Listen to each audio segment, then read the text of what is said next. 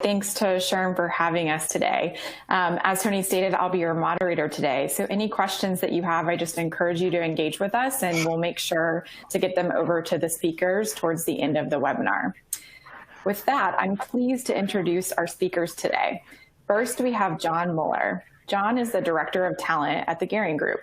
John, can you share a little bit about your background and role?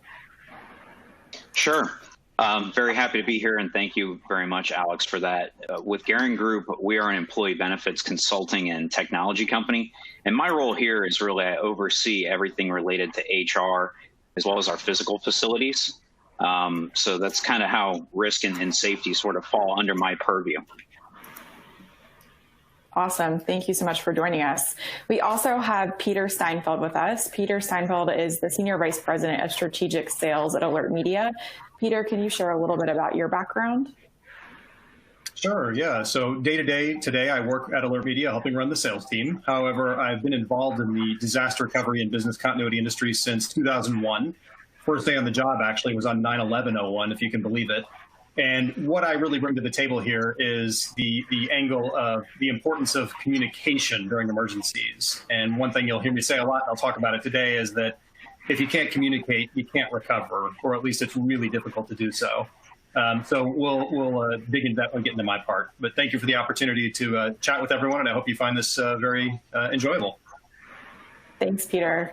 And then lastly, we have Sandra Stolte. Sandra, can you share a little bit about Healthgrades and your role there?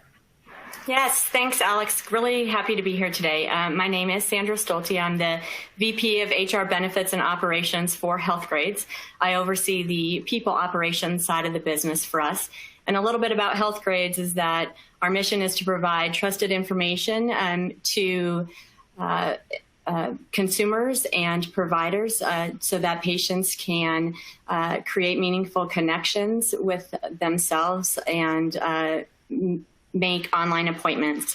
Right now, I oversee the people side of the business and the physical security of our employees. I manage our facilities nationwide.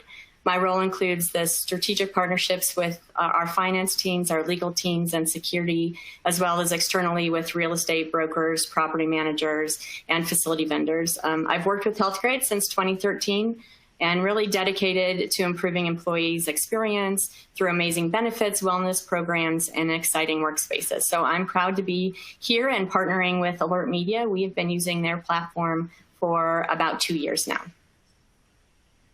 Excellent. Thank you so much, Sandra. We're excited to hear from you all today.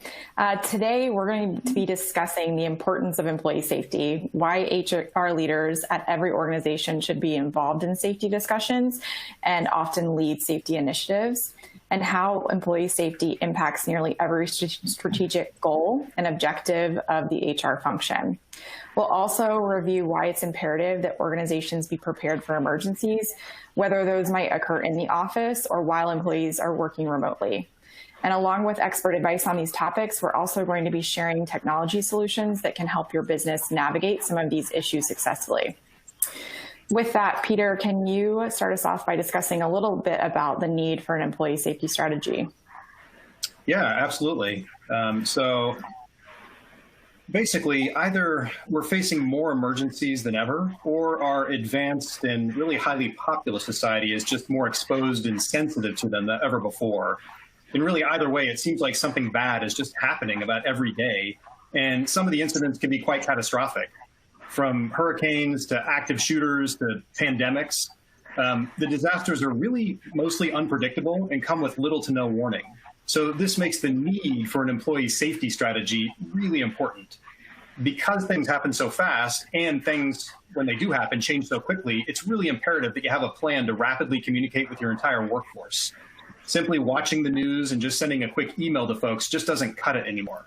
And John, I know you've got some key thoughts to share on prioritizing employee safety, so I'll go ahead and turn it over to you. Thanks a lot, Peter. I really appreciate it. So, the things that you really prioritize in terms of safety in the organization and why you do that is not only keep your employees out of harm's way, but it's really important to protect your business from costly litigation and help organizations meet their duty of care. which I know Peter's going to be able to touch on a little bit later.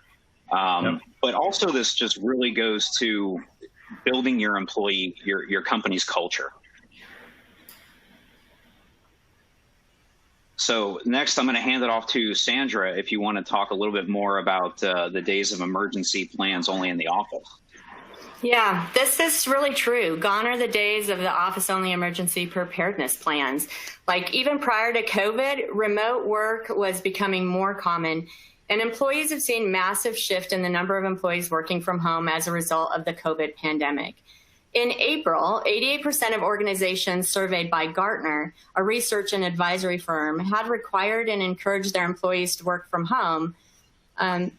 We may not see these numbers remain as high indefinitely. However, it is an important piece of our HR strategy to understand the impact working from home may have on our emergency plans for the rest of 2020 and into the future.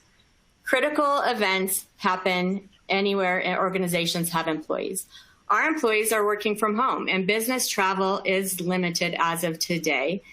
But it is fair to say that a more dispersed workforce is common and possibly increasing as we define our next level of normal post-COVID. So regardless of the next where your employees are working today, it remains imperative that we are prepared to engage and communicate quickly when we are facing an emergency. Having a solid, defined plan for communicating with your workforce is critical. If you don't already have a plan in place, now's a great time to get started. Alert Media has really allowed us to be confident in our abilities to communicate emergency messages quickly and efficiently to our employees wherever they're working.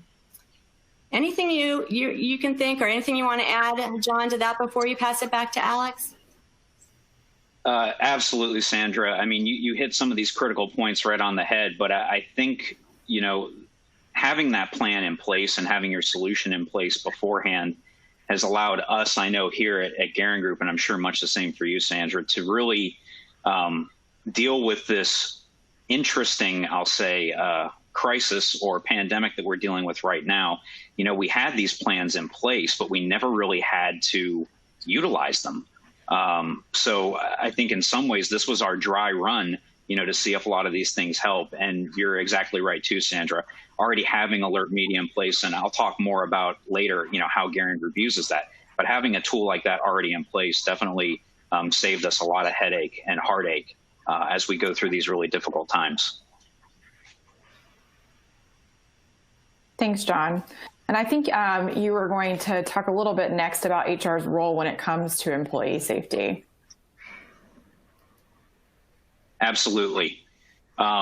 So if we think about it, one of HR's core responsibilities is, I can say implement human capital strategies that enable the organization to meet their needs. But the bottom line is in HR, our business is people, really. So I think it's very, very much the case that an organization will look to HR when it comes to protecting both physically and emotionally the well-being and the safety of their employees.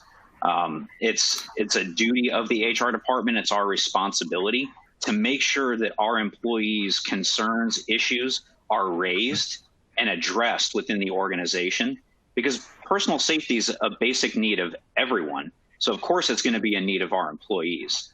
And I think really in many situations, again, HR, we are the ones that have the information. We're the ones that are already putting a lot of programs and policies in place, to better the experience and culture in our organizations.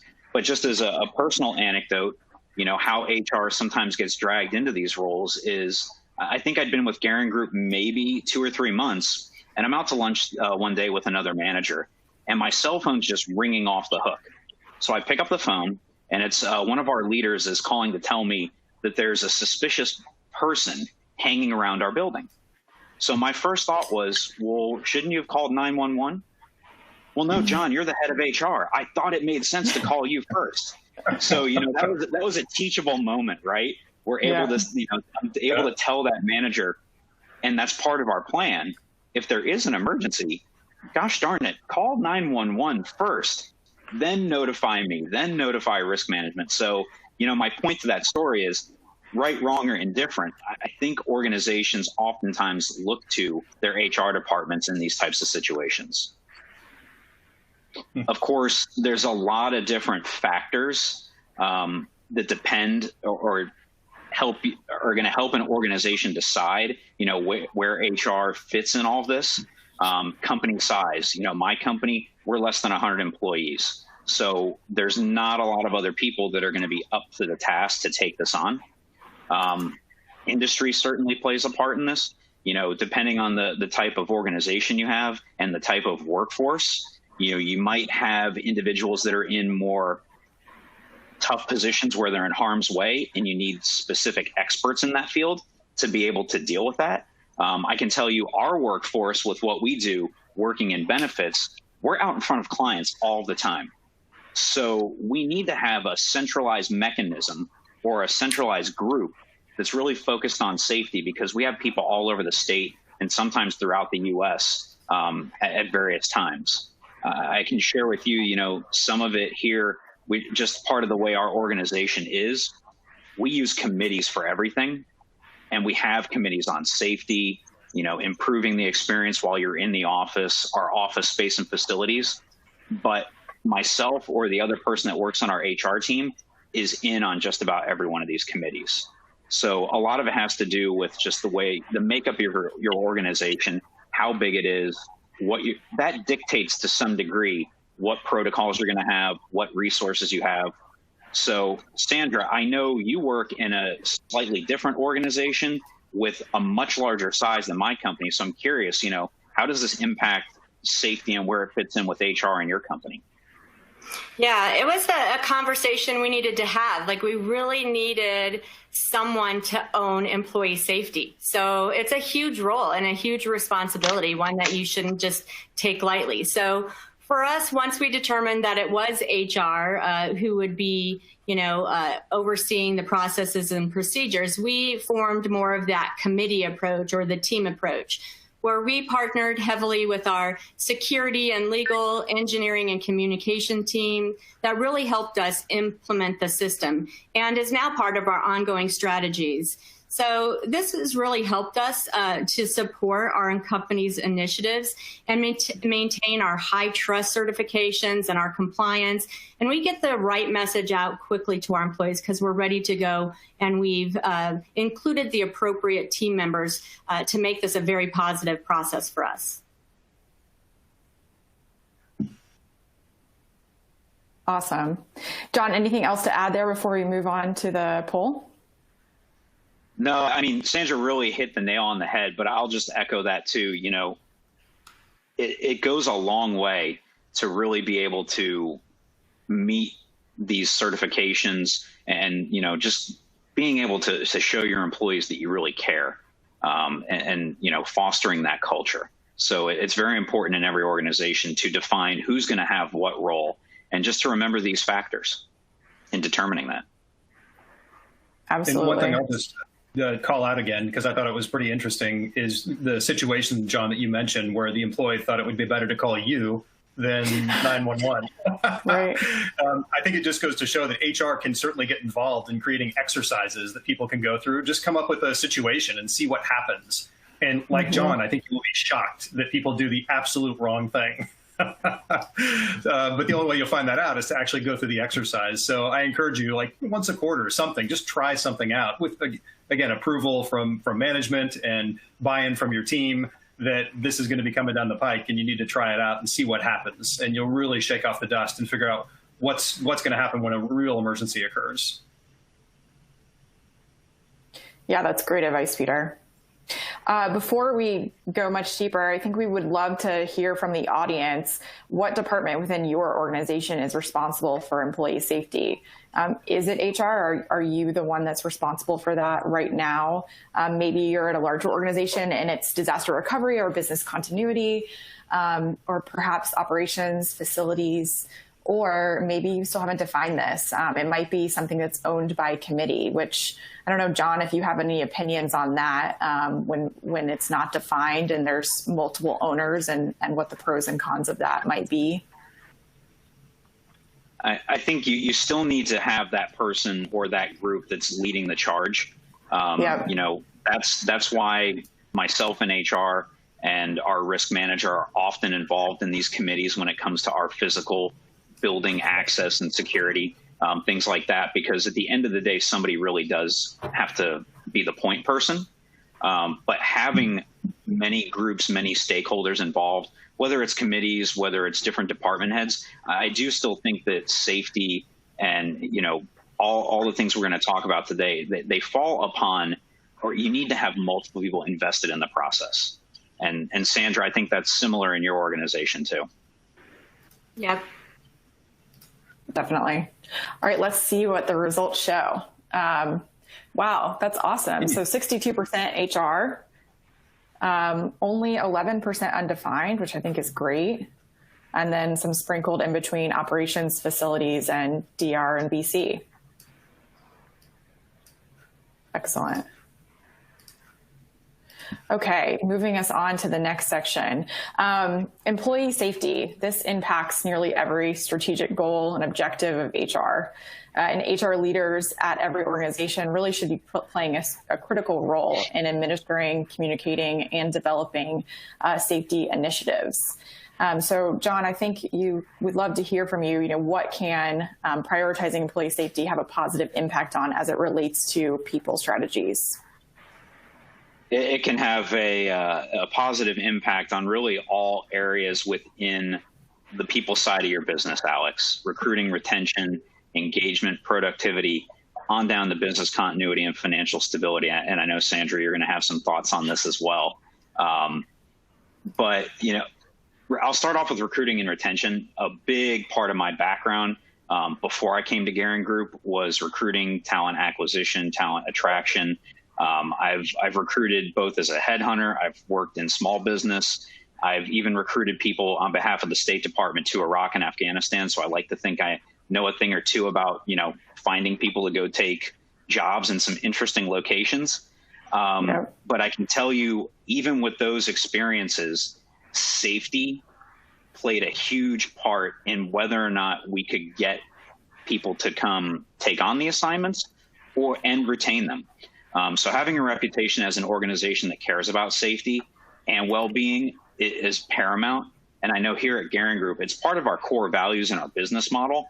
And besides it being the right thing to do, it can really, and it does help us attract and engage in-demand talent, creating that culture of health and safety, and you genuinely care about your employees.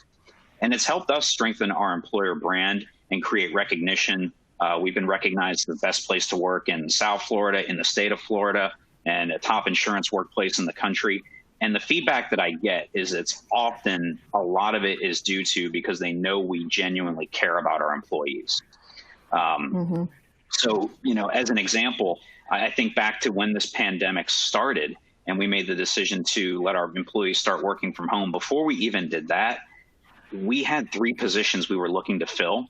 And very quickly, we decided, look, we're not going to have any more in-person interviews. Luckily, we had the technology in place to go to virtual. But every single candidate that I spoke to, even ones that had plans to come in our office, I said, look, here's the situation. We are not going to be having any in-person interviews. In fact, we're probably going to be sending our workforce home. So we do still want to move forward with interviews and potentially bringing you on into the company. But we're going to be doing it virtually now. And you may not meet us face to face. I don't know when that'll actually happen. And each candidate that I spoke to about that 100% understood. But not only that, it reinforced, or it made most of them really want to continue to seek us out and try to come work for us, because they shared with me that they could see that we were more worried about their safety and their own well-being than our bottom line. And that spoke very highly to them. I mean, if we all think about it, we all want to work for a company that values our health, our safety, our well-being. I mean, that's part of our business. We do employee benefits and wellness. So we try to practice what we preach.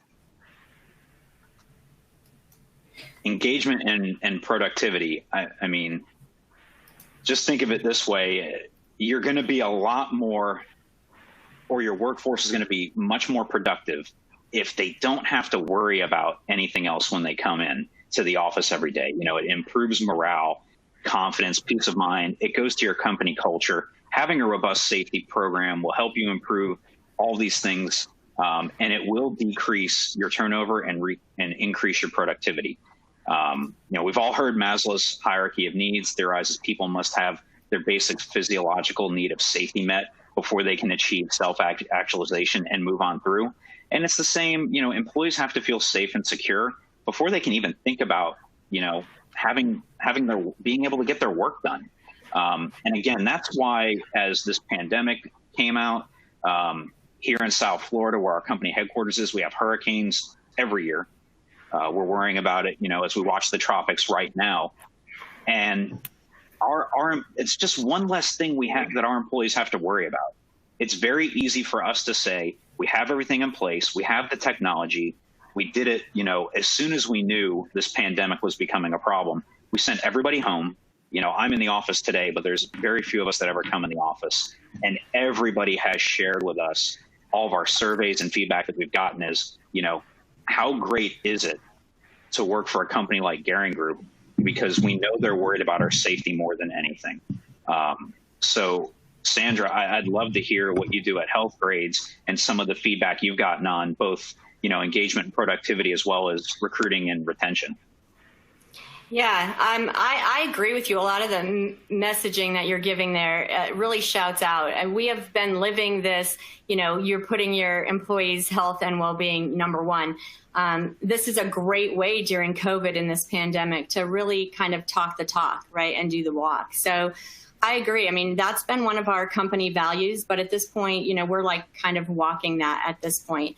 When COVID hit us, we immediately went to that work from home process as well for most of our employees. And we're really able to support them quickly to get them started and to get them at home. We did have a couple of groups that were required as essential business members to stay working. And we've been able to provide them policies and procedures and even know that we had alert media kind of supporting us to be successful in that. For us, it's really, all of the communications are very important during this time. I think people look for those. They look for us to be providing them that feedback as consistently. And, we've been able to be confident in saying your safety is our top priority as we start each of those communications. Like, it's a great example for us of how we are kind of living that culture that we talk about. And it's just becoming more and more apparent that at Health Grades, we do put our employee safety first. So that's a great example of some of the things that, impact engagement, morale, and culture. But let's go to this next slide and we'll talk a little bit more about the business continuity plans and financial health. So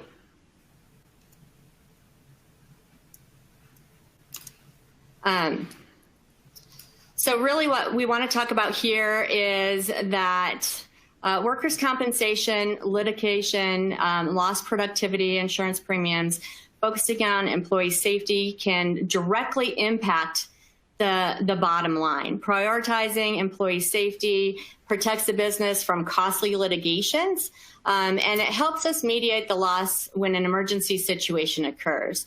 So employers pay almost $1 billion per week for workers' compensation costs alone.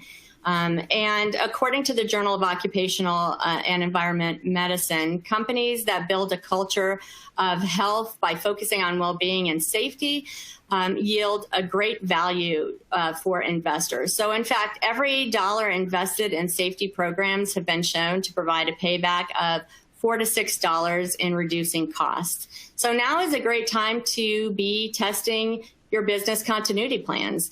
Did you have the systems in place to move quickly when the COVID pandemic hit? And what practices did you have in place before March of 2020? How have you been able to adjust these when the shelter-in-place notice were passed?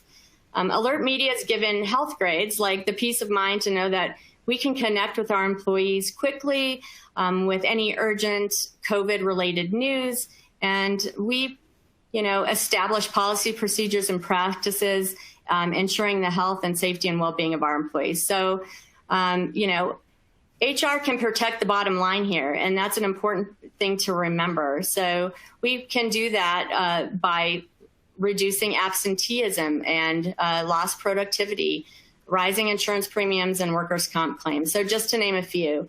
And I think all of these things are really important as we talk about it. I mean, our business continuity plan has been put to the test.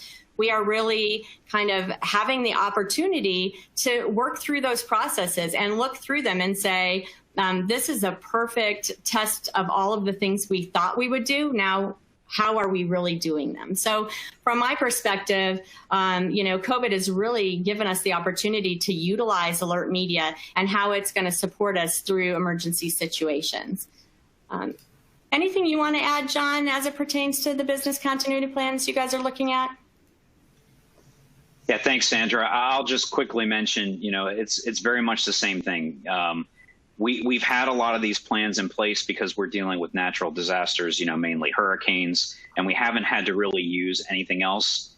Luckily, with our business, we both go through a HIPAA assessment every year because we deal with protected health information, and we go through SOC compliance for the software side of our business. So we had a lot of these business continuity programs in place, but Sandra's 100% right. We're putting them to the test now, and I've just got to say, thankfully, we have these plans in place. Thankfully, we have solutions like Alert Media because we've not, had an issue financially or with our business since all this began in March. And it's just a testament, again, to making sure that you have these plans in place, that you have somebody or a group of people in your business that are really looking at these things, because the last thing you want to do, I know specifically of similar businesses to ours that weren't as lucky because they hadn't made the investment and they didn't have these plans and programs in place to be able to pivot so quickly. Small company, if we have one or two people that got this and were hospitalized, we just wouldn't be able to deliver the service to our clients. So I know it's been very, very important that we've not had anybody, really go down and not be able to work. Yeah, that's great perspective, John. Sandra, anything else to add there before we move on to our next poll? No, I agree with John. I mean, these are great systems to have in place and really great opportunities to be working to kind of make them better as we go through kind of what this next phase looks like in the COVID and into 2020 and 21. Thanks, Sandra. So I think we'd love to hear, has your organization perhaps been impacted by not having safety initiatives in place? And if so, what areas of your business have maybe been impacted?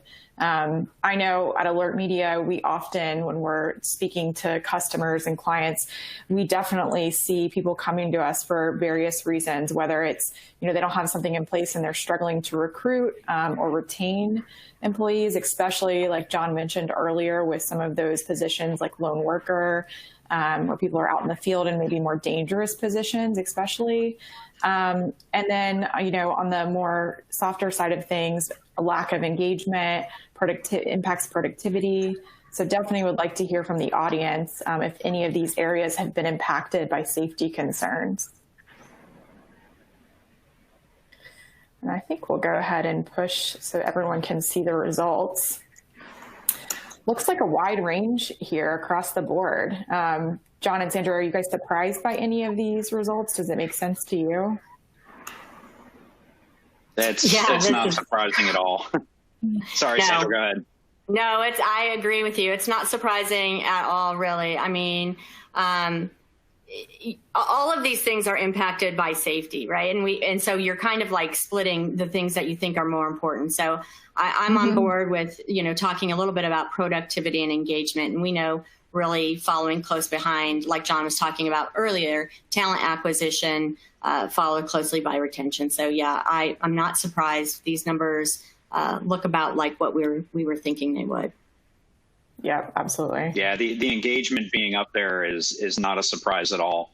I think for anybody right now with what's going on, it's just going to be that much harder to keep your workforce, worried about what they're doing in the office or at their virtual office right now, when you're legitimately worried about, hey, are my kids going to be able to go to school? Are we able to go out and do the things? Are we going to get sick? That type of thing.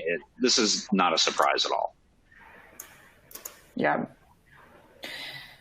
Thank you guys for sharing that. John, can you talk a little bit about what your safety program does look like at Gehring Group and maybe how you're using technology and leveraging that to support your program? Absolutely. So I'll start back with, how we came to work with Alert Media.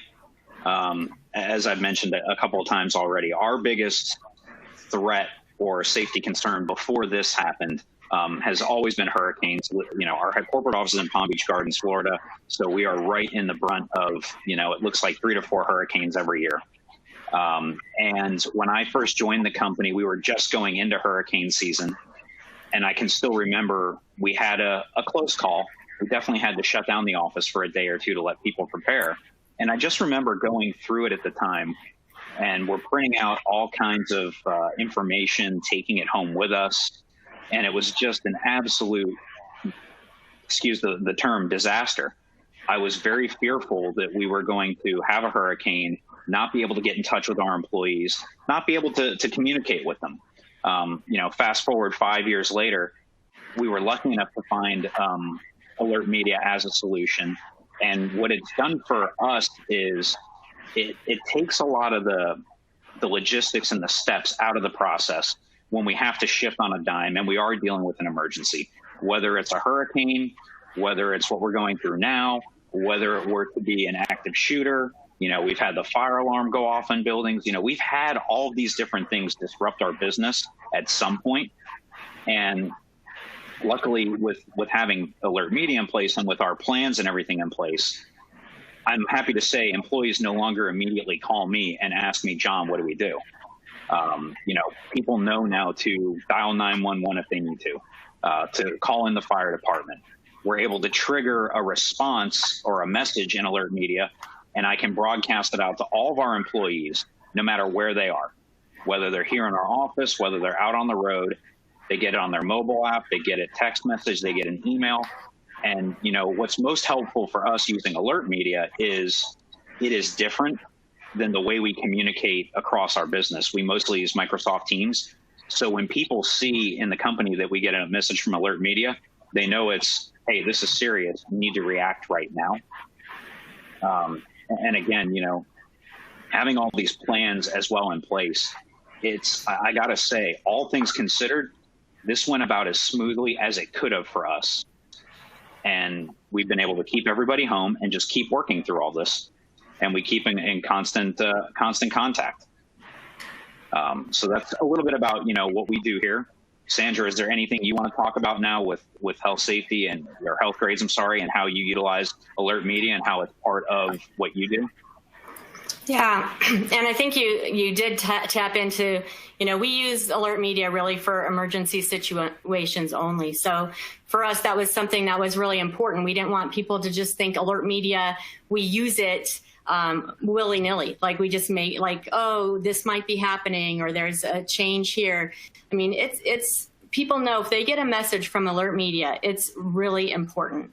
We are headquartered, so HealthGuides is headquartered in Denver, and we have about 900 employees across 9 different offices. So we really did select Alert Media because we needed to update an outdated system that we had in place. So we evaluated quite a few different providers for us, and we determined that the way Alert Media was set up with their multi-channel and 2-way emergency communication really was the tool we were looking for. We were looking for a new tool to keep our employees safe, informed, and protected, in case of an emergency situation. So what are the other things we really liked about Alert Media was really that there's simplistic user interface. And we thought that really could be a great opportunity for, the wide range of employees that we have within our organization.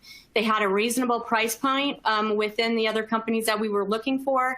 And really it was the people behind this product that quickly became our respected partners. We really enjoyed, our implementation teams and the teams that support us really stepped up, and we became like very good partners. So this platform, after it was fully implemented, we have our system admins. They go in and they test the system because, like I said, we don't just use this system on a day-to-day basis. We want to make sure we're ready to use it as soon as an emergency arises. So we go in, we test our systems, make sure they're working on a monthly basis. So we really do feel prepared to react quickly during a crisis and to communicate to, our employees wherever they are nationwide. So currently, we have plans in place to expand our functionality with Alert Media. We're going to take advantage of the desktop client that they have.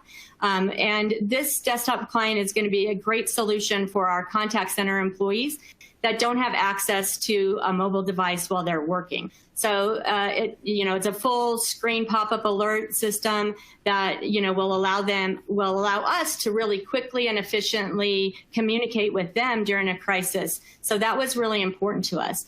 On the back end, our future plan is to really leverage their SSO, which is all part of our high trust certification as well. Alert Media's emergency system really has had a positive impact on our employees' well-being. We talked a little bit about that. All of our employees, they want to know we really care for them. Alert Media is a very inexpensive benefit for employees on an annual basis. It's a way for us to really show that we consider their safety a top priority for us, and we want to protect them during any emergency situation. So for us, having a system like Alert Media has been an invaluable benefit.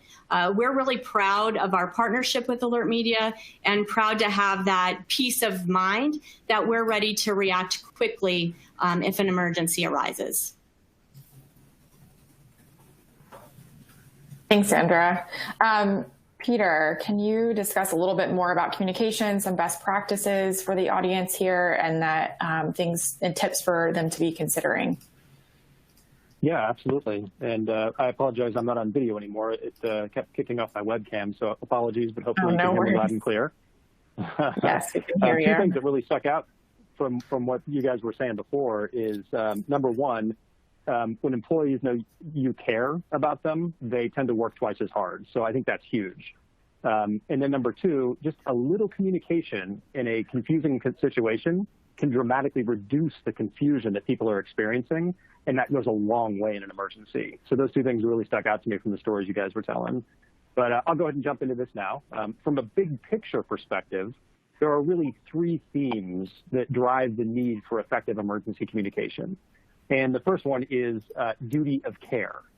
So for those of you who haven't heard of this, there is a growing moral and legal obligation for organizations around this concept of duty of care. Legally speaking, it means that an organization has an obligation to safeguard people from harm when those people are in the care of that organization, which means people like employees, vendors, customers, and the like. So, for example, if there's an expectation that your employee needs to be at work and you don't tell them not to come to work when a destructive storm could put them in harm's way, then increasingly, legally speaking, that's on you. I'm not saying it's right or wrong, not here to give judgment, or that your people should not use their common sense and rely on you instead. It just seems to be where the legal world is headed. But another thing to really keep in mind beyond the legal aspects and ramifications is that generally speaking, employees have an expectation of being informed about things 24/7 by 365. This certainly was not the case 15 to 20 years ago, but has been changing ever since the internet and cell phones have basically infiltrated our lives. People expect to know everything about everything immediately. And if you're of an older generation that thinks social media and constant communication is nonsense, I can guarantee you that younger generations take it very seriously. So much of what you plan and do should be conscious of this reality. And because of this, it's really critical that you maintain control of the narrative during an emergency or critical situation. So if you don't maintain control of that narrative, someone or something else will, and it's going to happen fast. The expectations for organizations to communicate with employees are really at an all-time high, more than ever in the past. And that's because people's expectations, as we talked about, are much different than they were 15, 20 years ago. Back then, there was no smartphone, no Twitter, no Facebook, 24/7 news websites and the like. There was no way to pull up information about incidents on demand, 24/7 by 365. So for better or worse, people now have an expectation of knowing what's happening in real time. And if you don't communicate to your employees what's happening, they're not just going to sit there on their hands. They're going to go on social media and try to piece it together, meaning your organization has lost control of the narrative of that situation. So Alert Media's two-way multi-channel mass notification software allows you, as they were explaining before, to proactively communicate with your people, not only with outbound notifications, but something that they didn't mention is these internal web-based event pages, which show a running history of all notifications related to that incident, as well as any posts you make to that page directly to this private site. Basically, this helps you keep people on the same page and helps you better control the narrative of the situation on a 24/7 basis. Now, the next theme is something I mentioned this in the beginning during my introduction. It's something I've been touting for about the last 20 years, and that is if you can't communicate, you can't recover, or at least not very well. Ensuring the rapid flow of accurate info is even more critical during emergency situations. Nothing ever seems to go according to plan during an emergency. For that reason, it's extremely important to observe what's happening as the situation unfolds, call audibles, and then communicate new information and adjustments to your people. Studies really do show that during an incident, information is just as critical to people as food and water. I mean, it's hard to believe, but it's true. Not only can accurate info mean really the difference between life and death, it can also provide reassurance that response and recovery are truly underway. Comes back to what I mentioned before. Confusion is horrible in an emergency, and when people get just little communications, it puts their mind at rest. People don't like not knowing what's going on. In the case of a disease outbreak, like we're going through now, timely, relevant communication can absolutely help employees minimize exposure and reduce the risk of transmission. If severe winter weather hits, quickly notifying impacted employees of dangerous road conditions and things like that can prevent accidents and reduce the chances of injury. In the case of major natural disasters or acts of violence, effective communication can absolutely mean the difference between a safe escape and a tragedy. And situations like these, they really make me recall this particular company I worked with years ago that was devastated by Katrina when it destroyed much of New Orleans. If you recall that storm, there was no commerce after it. If businesses didn't have another place to go outside of New Orleans, they simply ceased to exist. And this client that I was working with at the time realized they had a very short window of opportunity to secure office space in Baton Rouge before it all disappeared. And there wasn't a lot. But because they had a reliable emergency communication system in place, they were able to move faster than their competitors and just really everybody else, not just competitors, but anybody else in New Orleans that needed that office space. And they were able to secure it, which helped them survive. So clearly, technology can absolutely make a difference, a real difference in an emergency. And then really having the right technology can be just extremely vital to the success of your business. And that's as that story illustrated.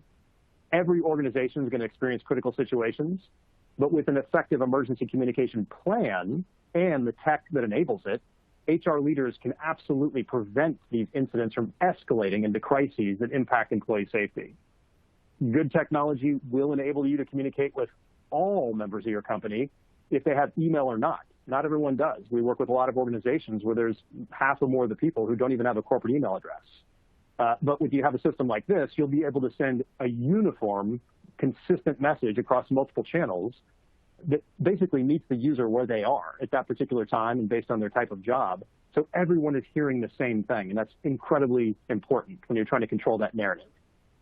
Also, using software like our threat monitoring service, you can instantly access news and threat intel from trusted sources and analysts all around the globe, really giving you relevant insight into these critical incidents as they're unfolding and how they might impact your business, your locations, and your people. This real-time data feed that you're getting can basically help you make faster and more informed decisions about what to do next, and then communicate that to your people. And then another good thing tech can help with is something most of us never thought we'd have to do, and that's performing employee wellness checks during the pandemic. Sending people survey notifications before they show up on site can help you triage problems in advance, making things go more smoothly. But overall, good emergency communication tech will help your organization really mitigate loss and speed recovery. And this is largely done, as I mentioned before, by reducing the confusion associated with quickly unfolding emergency situations. Rapid and reliable communication can make the difference between positive and negative outcomes. So if you're looking to improve your communication during emergencies and critical incidents, we can absolutely help you right now. Just a quick pitch on us. Hands down, we absolutely provide the most powerful and easiest to use emergency communication and threat intel software on the market. And I think, did you want to introduce this poll real quick, Alex? Yeah, it's up. It is up. If you are interested in learning more about our software and how we can help you during emergencies and managing those, just go ahead and submit yes or no here, and we will be happy to follow up after the presentation today and get you in touch with someone. Yeah, and while you're filling that out, we founded this company a number of years ago based on the idea that deploying and using emergency communication software doesn't have to be difficult. In fact, it really needs to be easy because most people aren't thinking straight during emergencies. There are thousands of organizations in over 100 countries using Alert Media's two-way messaging system and our monitoring services. Really, they just help keep their people safe, informed, and connected through all phases of emergencies. Could be from hurricanes to wildfires, snowstorms to pandemics. Our clients are using the software to reduce confusion, better control the narrative, and most importantly, improve outcomes. Thanks, Peter. We are almost to questions. So if you do have questions, go ahead and type them into the Q&A and we will try to get to them either in writing or today live on the presentation. But I did want to let everyone know that we have a ton of great resources to help you if you are starting to think about a safety program, or if you already have one underway and you just want to audit and see, how you stack up. There's some great resources that we have available to you. Those should be available within the resources section of today's presentation, but we will also be emailing them out after the presentation today and sharing those with you. And with that, I would love to move on to some questions that we had during the presentation. So the first one, I think, Sandra or John, you might have some advice for this person, but they're wondering, they have several employees who are wanting to work from home, even though they're providing a safe workplace to return to. How would you, or how are you perhaps addressing employees who do not want to come back to the office? Yeah. John, do you want, I'll go first and then I'll pass on. Go ahead and take it first, Sandra. I think, it's an interesting time that we're living in right now. And most organizations do have a process in place to address these situations. We're addressing them right now. We have mostly our employees are working from home still. We're voluntary if people want to come back and work in the office. And we are keeping updated with all of the COVID information that comes out from the CDC and state and local, authorities, trying to make the best business decisions to keep those, processes and procedures up to date. But specifically to this question, we do have some, essential employees that are working in office. And for them, because they are essential and they need to be in the office in order for us to maintain our business, they would need to request an accommodation through the ADA in order to continue to work from home. So that's how we would be addressing it for employees where we find that their role is essential and needs to be in the office. If they would be interested in continuing to work from home for a health reason, we have systems in place to support them, and they would need to request for an accommodation. Yeah, I was just going to say very much similar along those lines, Sandra. For us, we do have some people that come in the office. We're following all the precautions that we can. We have not forced anyone to come into the office. My suggestion would be, if you can allow some, and this is what we're doing, if you can allow someone to work from home, let them work from home. I know there are businesses that unfortunately, or, I shouldn't even pass that judgment. They want people in the office when they don't need to be. we've made that decision that if there's not a real reason for somebody to be in the office, then just work from home. And if you can give them that opportunity, let them. Otherwise, exactly what Sandra said, it would be an accommodation just like if it was a run-of-the-mill ADA accommodation request. Yeah. Yeah, that's good advice, John. And that's, I think, consistent with what we're seeing across our clients. If they can, they are trying to, and if they cannot, looking at accommodation requests. Another question, well, actually quite a few questions around this. People are wondering, how do you prepare for emergencies? Do you do drills? Do you have preparation training? Do you have templates that are ready to go, communication templates? How do you think about preparation? It's kind of all the above. Templates, we have, at this point, we kind of have almost everything in place. We just really haven't had to use it. And that's what everybody always asks. So how do you make sure you use it? It's the same thing as if you were practicing, for a sport, any sort of competition. It really comes down to muscle memory and repetition. And I mention that because we've had instances like I've shared where people just for whatever reason called whoever they thought they should call. And I think Peter mentioned it earlier too, when an emergency arises, you really don't know how somebody's going to react. You hope they react the right way. But if they don't run through it enough times, they're probably not going to react the right way. So definitely drill it, practice it. We've had pretend instances where we had people go work from home for a day to kind of prepare for this situation. Yeah, I'll just tie on to that I think Peter mentioned it, that communication.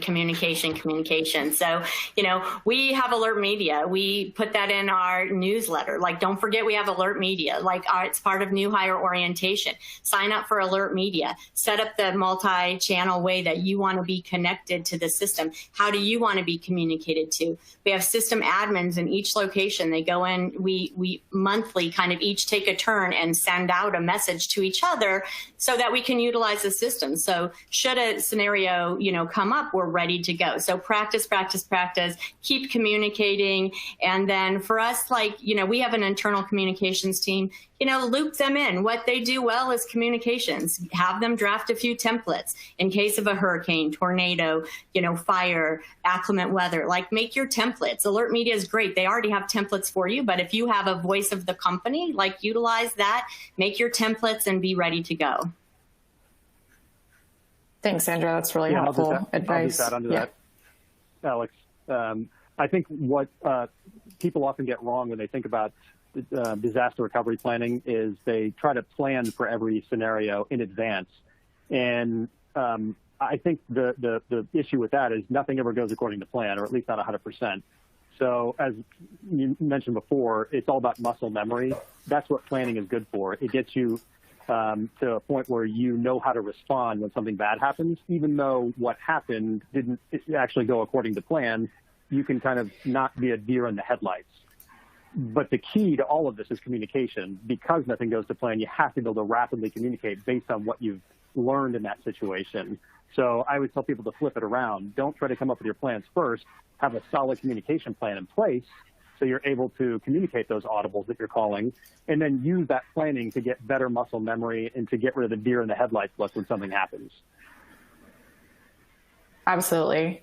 Peter, you work with some of our largest customers. Somebody is wondering how you can do wellness checks in general for thousands of employees. Is that something that's possible? Yeah, absolutely. With our software, you could send out wellness checks to tens of thousands, hundreds of thousands of people at once. However, that's probably a little bit too much. You should break it down into groups. And really what we're seeing now is that there's a very small number of people actually coming back to the office. So it's really focusing on those essential workers that need to be at the office, breaking them into groups, maybe by shift or department or something like that, and then sending out very basic messages. You have more leeway now than you did pre-COVID to actually ask people that type of information. In fact, a lot of states and counties are requiring that you ask people about this stuff, whereas in the past it was like, oh, don't touch that with a 10-foot pole. It's HIPAA and things like that. In this case, you actually can do that. I encourage you to consult legal advice, look at the local regulations in your county, your city, your state, But yeah, send very basic messages to people just to understand, are they healthy? Can they come to work? And then those who can't, clearly, obviously you keep them at home and avoid that problem. And then anyone that's questionable, maybe they come in and you do a little bit of extra interviewing or have someone call them to follow up. Thanks, Peter. And John, I'll direct this one to you because I think you have some experience here. Do you have any suggestions for HR departments of one or small HR departments? Safety is a lot to manage, along with payroll and recruiting and performance management, workers' compensation, healthcare. The list goes on. Yeah, get other people involved. It is a heavy lift if you do it all on your own. What I'm saying is, I think it ultimately lands a lot of times on HR's doorstep. And as we talked about, you really need to have somebody who's quarterbacking it, for lack of a better term, but don't do it alone. Get other people involved, have a committee, make sure, if it's a really small company, the owner of the business, your executive team, leadership, department heads, make sure you have the stakeholders involved and get their input, ask them to do some of the things, but make sure there's a centralized point that's really making sure it all gets done, it's coordinated, that there is a plan in place.